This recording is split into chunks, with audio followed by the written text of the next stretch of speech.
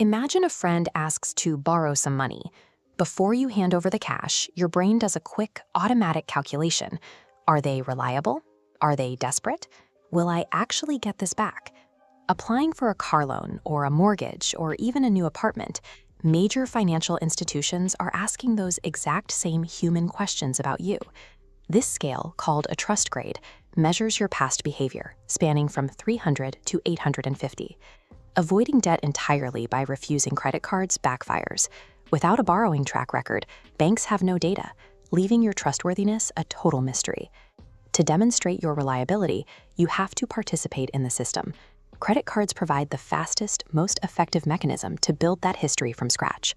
Earning a high score requires a consistent pattern of responsible behavior, making the process more of a psychological endurance test than a mathematical formula. Payment history is the single most important factor in your trust grade. To a lender, missing a payment deadline is a broken promise. A single missed payment can trigger an immediate drop of up to 100 points. It signals a sudden lapse in reliability that can take years to fully repair. You can guarantee perfection by shifting to biweekly payments. This cadence forces your reported balance lower and creates a relentless, undeniable record of financial consistency. Banks also monitor credit utilization, which helps them gauge how much you rely on borrowed money to survive. Spending $500 on a $1,000 limit equals 50% utilization. Lenders prefer you stay below 30%, though under 10% provides the strongest boost. Improve this by requesting a limit increase. If your limit becomes $5,000, that same $500 drops to a safe 10% utilization rate. Securing access to large amounts of capital while choosing not to spend it indicates a high level of financial maturity. People often try to simplify their finances by closing old credit cards they no longer use. However, deleting an old account removes years of proven history from your record. It makes you look less experienced as a borrower, which can lower your score. Keep your oldest accounts active by making small, infrequent purchases.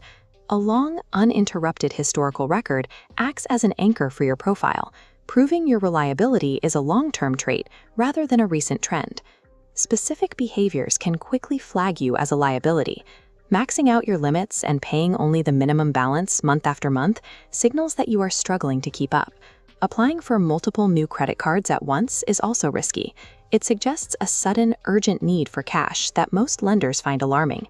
Violating these core rules changes how the system views you, shifting your profile from a reliable partner to a high-risk liability. Optimizing your credit profile can be done through a structured 4-week plan. In Week 1, set up autopay to ensure no deadlines are missed and pay your balances down below 30%. In Week 2, contact your bank to request a credit limit increase.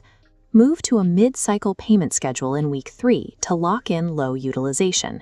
Finally, in Week 4, pull your credit report to check for and correct any institutional errors.